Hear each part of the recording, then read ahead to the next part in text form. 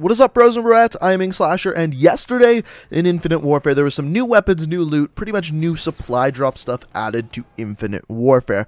Now, of course, this has a lot of people up in arms because still there is no leaderboards, and other things have not been fixed in the game, but I think it's important to know what these new weapons that have been added to the game are and how exactly you can get them. So first of all, you can buy them through both supply drops and salvage in both cases. So they aren't just quartermaster weapons, they are weapons that you can get in multiple ways. Like I said, via salvage or via supply drops. Now, before we get into looking at the different weapons they also added lots of new loot, character gear, all of that stuff that I don't actually have images of. I just have images of the different weapons. Now, personally, this does have me a little bit frustrated. I really want leaderboards in the game, and they still don't have that. It's a little bit ridiculous. When the game was released, they showed a screen that said coming soon. On top of that, emblems are the exact same way. Custom emblems are supposed to be in the game. They keep saying that they're coming soon, but soon is more than a month after the release of the game. Almost going on 2 months after the release of the game. So that's a little bit ridiculous if you ask me. Stop making this paid content and actually get your ass to finish the goddamn game. But let's go ahead and look at the new weapons added into the game. So we'll start off with assault rifles, and the first one we got here is a version of the Kbar-32. Now this one is called the Bunker Buster, and it has two traits, nuclear and stockpile. Now nuclear, of course, after 25 kills with this weapon, you get a deatomizer strike, and stockpile increases the ammo. So this is the amount of ammo in your magazine. So it kind of does the exact same thing as extended mags, and of course it stacks with extended mags. I think this is actually a pretty good variant, especially for going for nukes. I think it's pretty good. I don't think it's amazing, but like I said, just pretty good. So this next variant is an epic variant for the NV4, and this is by far one of the most interesting variants they added, in my opinion. It's got two traits. The first is celerity. I think I said that right, and what it is increased hip fire rate and reduced aim down sights fire rate, and the second one is steady, so reduced hip spread. So this is taking a weapon that has a long range capability.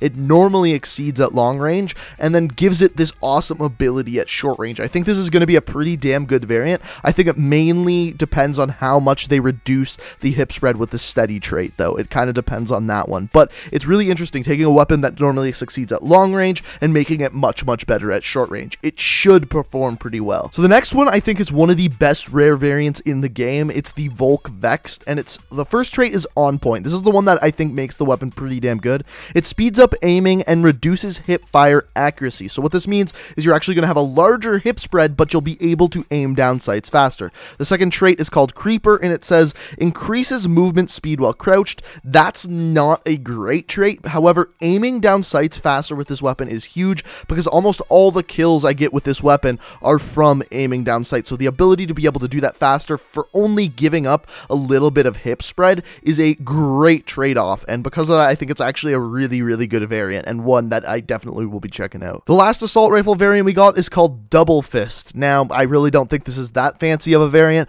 but the only trait that it has is Lights Out. It says increases weapon melee speed, and as we have seen now that we've seen a few people get these weapons, that increased melee speed is a very fast melee speed, which is good, but I don't think it's necessarily going to make this weapon one of the better variants, considering I don't actually get that many melee kills throughout the game. I think it's just an alright common variant. It's nothing to really go searching for, but like I said, just alright. So we only got one SMG variant, and it's only a common, so this one has Lowrider, and it's the cheap shot for the RPR Evo. Now what Lowrider does, we've seen this one before, is reduced hip spread while sliding. So again, this one's not so special. It's not a great weapon. There's definitely better variants of that RPR Evo that you could be using. Moving on to the Lmgs, the first variant we got is a legendary variant for the R.A.W, and it's called the Headhunter. Now the first trait for this one is called Hitman, and basically getting headshots on players grants a large bonus to your payload meter. So basically, by getting a headshot, you increase the speed that you get your payload.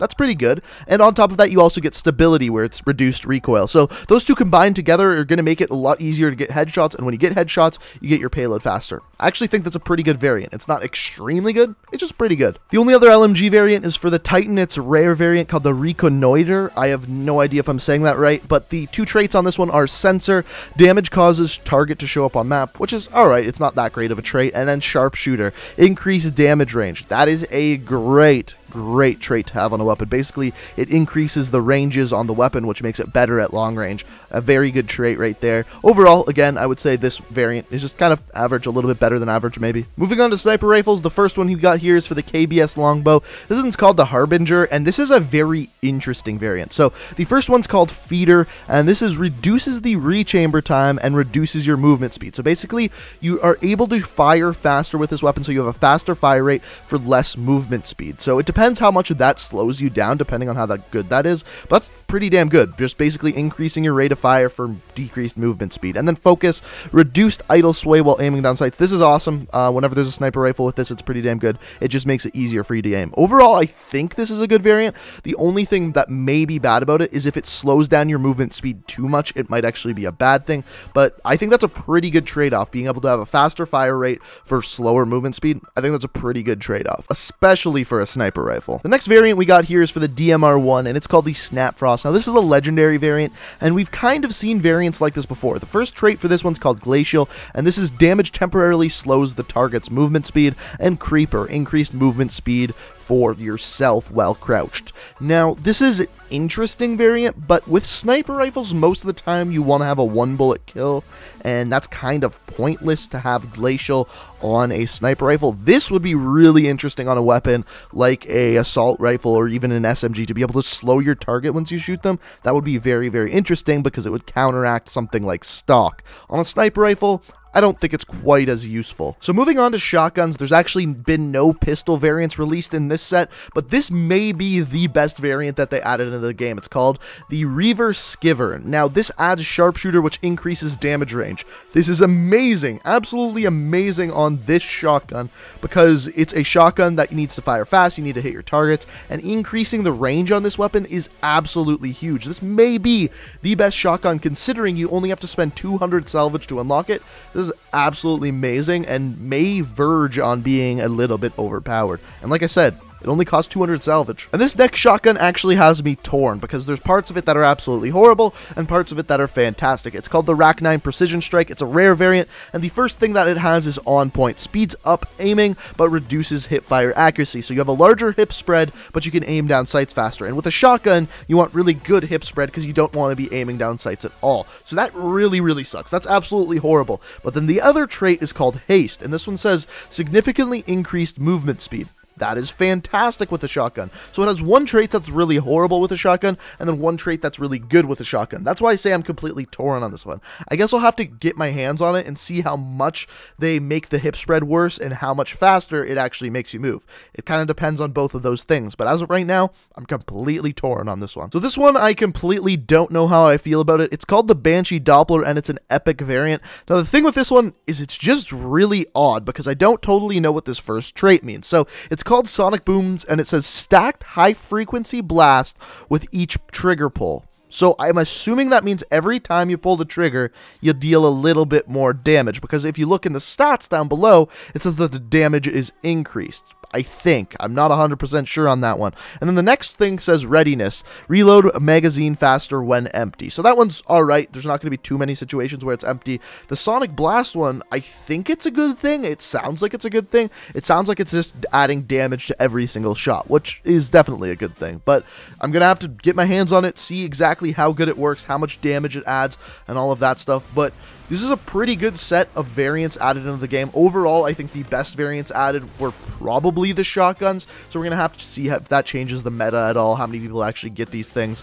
But overall, I'm a little bit frustrated with them adding in even more variants before they're adding in leaderboards, before they're adding in custom emblems.